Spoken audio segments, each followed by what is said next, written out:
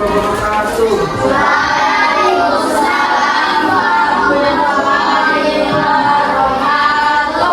Selamat siang anak-anak. Siang, Pak. Apa kabar kalian semua? Baik, Pak. Oke, sebelum kita mulai pelajaran, mari kita berdoa terlebih dahulu agar pembelajaran hari ini berjalan lancar. Ketua kelas silakan pimpin doa. Berdiri. Siap. Sebelum kita belajar, mari kita berdoa menurut agama masing-masing. Dari mulai.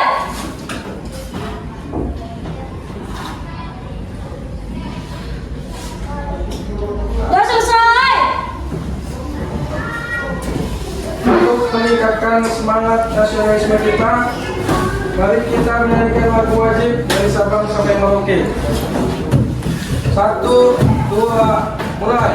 Dari Sabang sampai Merauke, berkacar pulau-pulau, sambung menyambung menjadi satu, itulah Indonesia. Indonesia tanah airku, aku berjanji padamu, menjunjung tanah airku, Indonesia. Oke, terima kasih. Silakan duduk dan bangkitkan padunya. Silakan dalam pelajarannya di atas meja. Sekarang sebelum kita mulai, aku mau tanya menurut kalian mengapa kita perlu peraturan dalam hidup?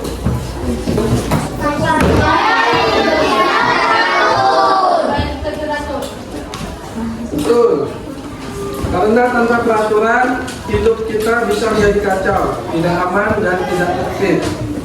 Oke, hari ini kita akan belajar PPKN tentang topik ini. Aku menjadi lebih tertib. Tujuan pembelajaran kita hari ini adalah mengetahui apa itu peraturan tertulis dan peraturan tidak tertulis. Contoh peraturan yang ada di rumah, sekolah, dan masyarakat. Memahami manfaat serta dampaknya jika melanggar peraturan. Mari kita simak penjelasan materi ini. Pengertian peraturan tertulis dan tidak tertulis. Peraturan adalah ketentuan yang dibuat untuk mengatur kehidupan agar lebih tertib dan aman. Jadi peraturan itu ada dua jenis, yaitu satu peraturan tertulis adalah aturan yang ditulis secara resmi dan biasanya dibuat oleh pemerintah atau lembaga tertentu. Contohnya seperti undang-undang, peraturan sekolah, dan peraturan lalu lintas. Yang kedua, peraturan tidak tertulis adalah peraturan yang tidak ditulis secara resmi, tapi tetap dipatuhi karena menjadi kebiasaan. Misalnya, mengucap salam saat masuk rumah, atau menghormati orang yang lebih tua. Siapa yang bisa memberi contoh peraturan tertulis di rumah atau di sekolah? Yang sebutkan. Peraturan tertulis di sekolah, contoh jangan membuang sampah sembarangan. Ya, betul sekali. Tepuk tangan.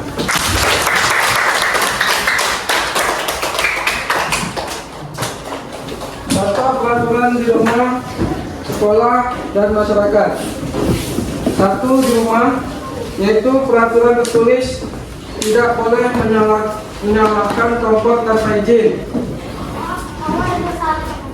Lalu peraturan tidak tertulis yaitu mengucapkan salam saat masuk rumah. Yang kedua, peraturan di sekolah. Peraturan tertulis yaitu harus memakai seragam lengkap.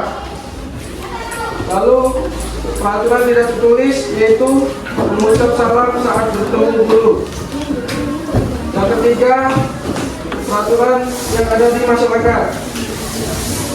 Peraturan tertulis yaitu dilarang membuang sampah sembarangan.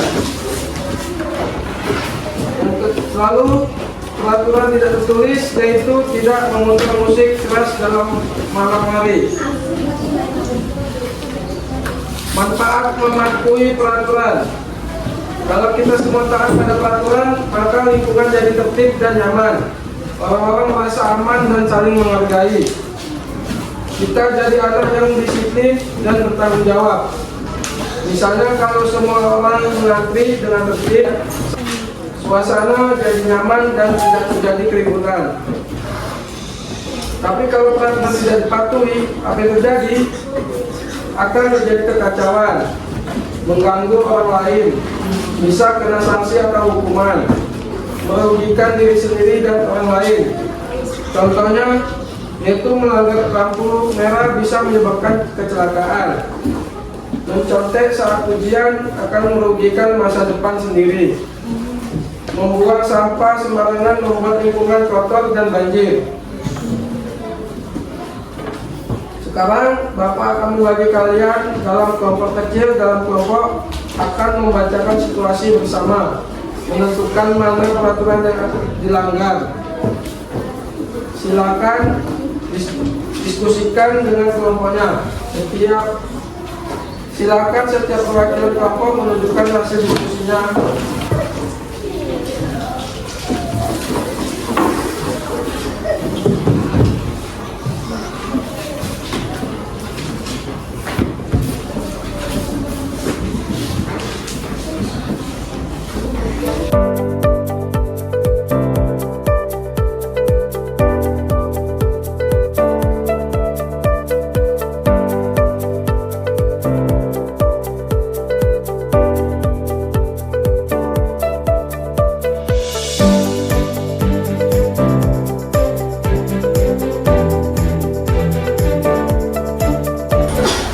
Sudah siap semua? Untuk perwakilan kelompok agar maju ke depan untuk mempresentasikan hasil diskusinya. Kelompok 1, silakan di depan.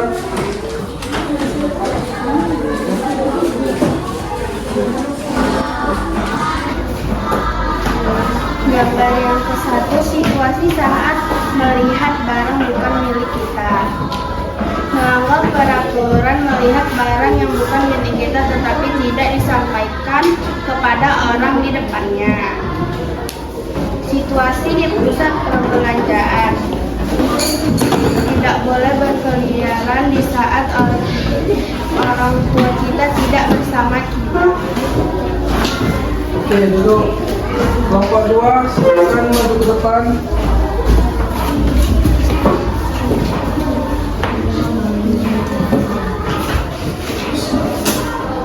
Situasi di toilet umum. Mereka sudah menaati peraturan di toilet umum. Mereka sudah mengantri untuk ke toilet. Situasi menaiki kendaraan bermotor. Dia sudah memakai helm. Oke, silakan duduk.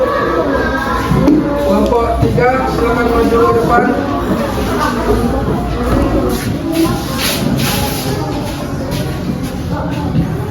Situasi pergi ke sekolah dari rumah, bersalaman kepada ibunya. Situasi saat melakukan ulangan di kelas dengan tertib. Oke, duduk. Sekarang kelompok 4, silakan maju. Situasi di taman bermain, mereka bermain dengan aman. Situasi membayar rencana di kas atau di kantin, membayar dengan tertib. Oke, kita tepuk tangan untuk kita semua.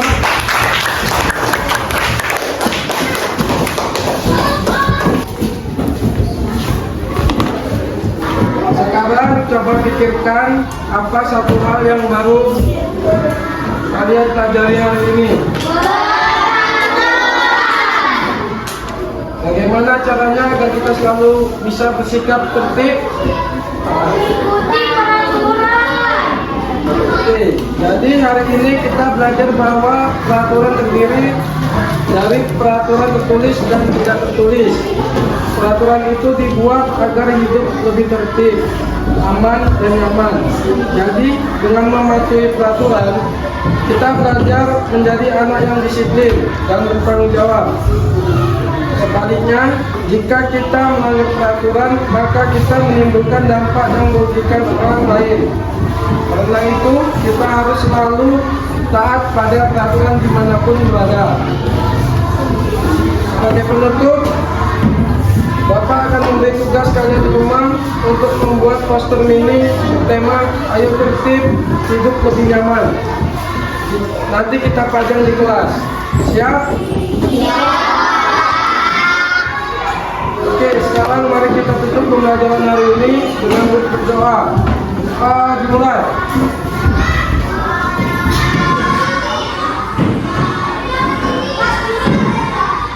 Doa selesai.